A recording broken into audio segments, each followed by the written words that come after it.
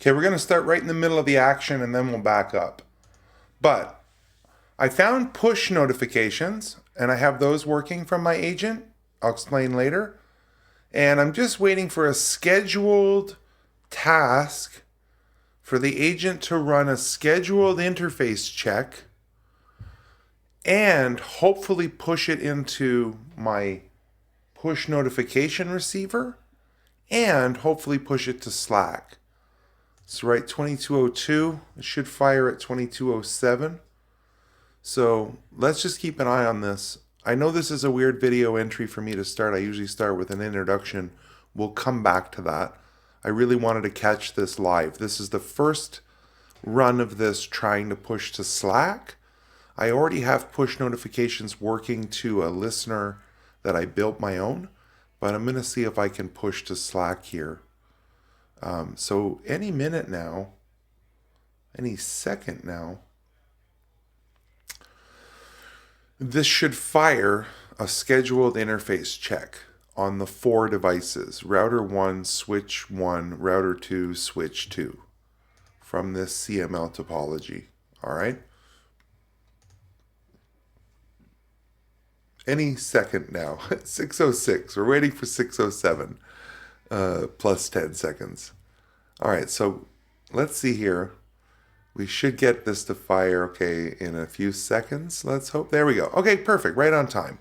So it's running the scheduled health check. Now, if I go into my agent, my line graph, it's going to go ahead and take the instructions from the A to A adapter and start running show commands on 4 different devices.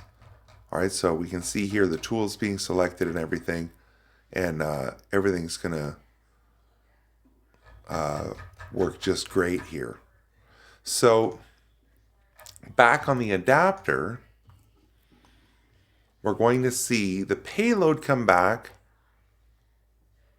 And again, nobody asked it anything. This is running a pre-canned prompt to get the health of those interfaces from those 4 devices autonomously, all by itself, without a user interface prompting it.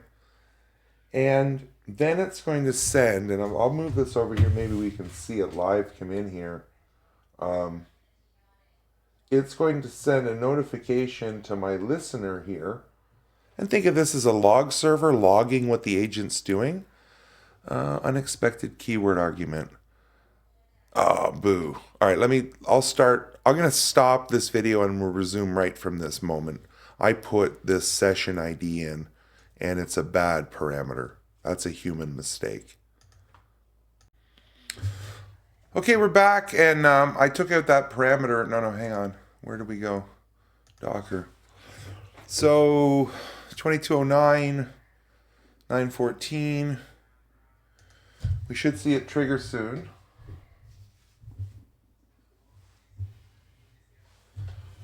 And over here, we should keep an eye on the listener. Okay, so there's the job trigger. And again, this hands off to the PyETS, MC PyETS solution. And it's going to go ahead and start running show commands against the 4 devices. Perfect. And then come back to the A to A. Now it crashed when it tried to send me a Slack message because I had added a parameter there. I thought it could take a session ID, but I guess not. So we'll keep an eye over here.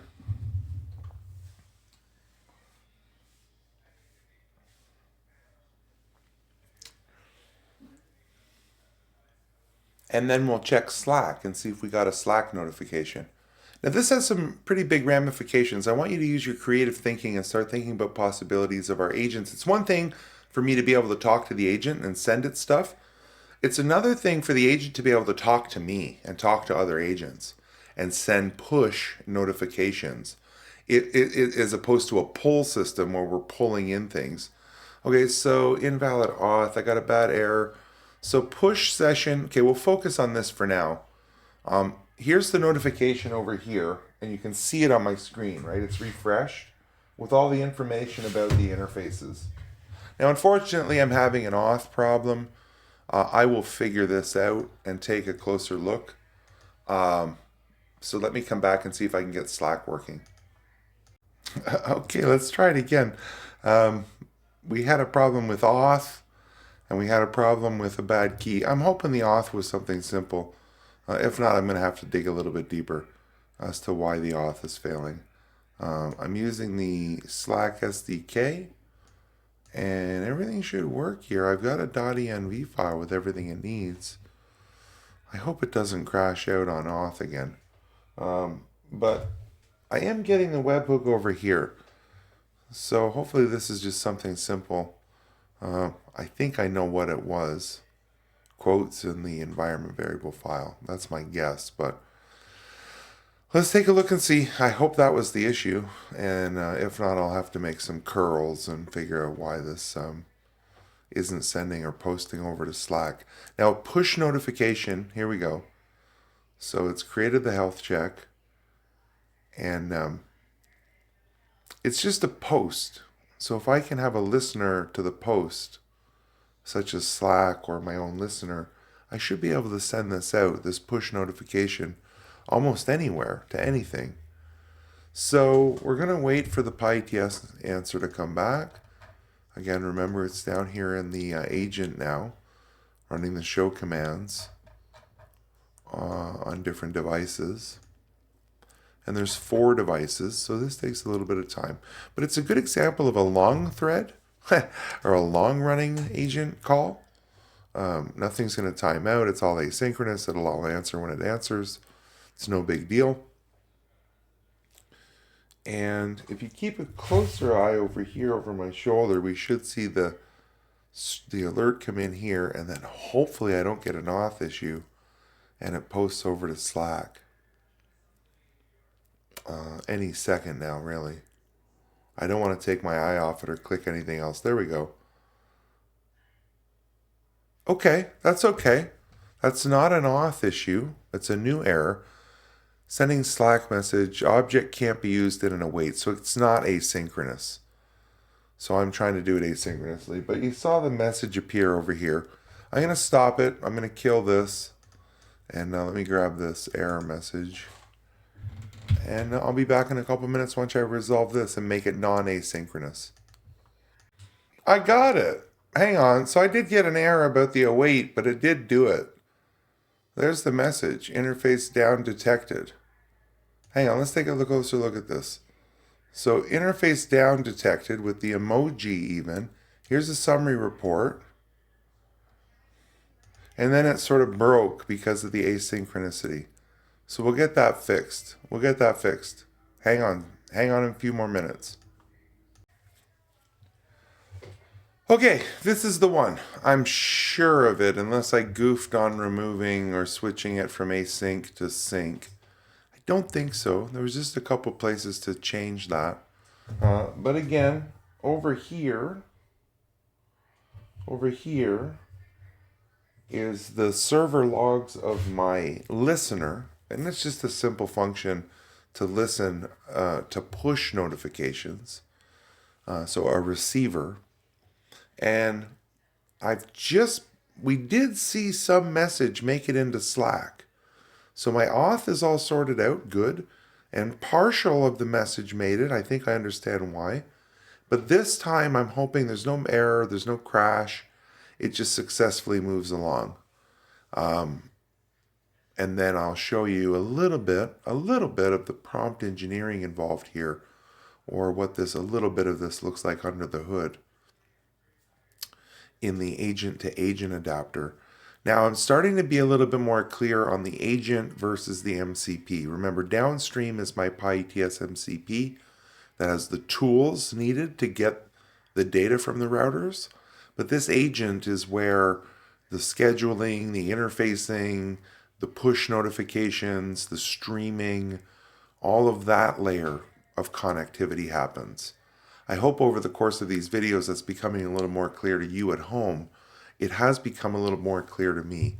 So what time is it? In the next 30 seconds or so, this should fire.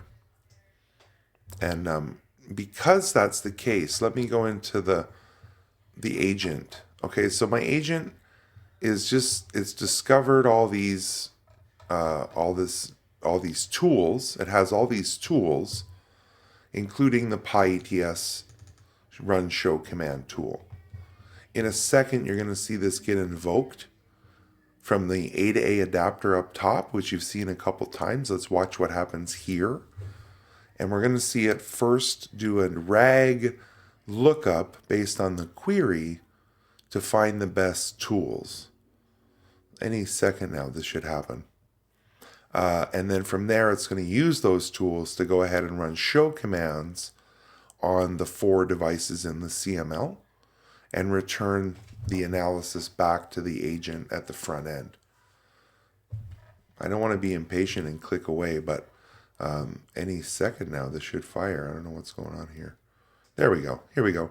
So you can see here, it's done a RAG, and here's the top selected tools. Run the show command, has a pretty high similarity score, so it's going to finally select the tool run show command.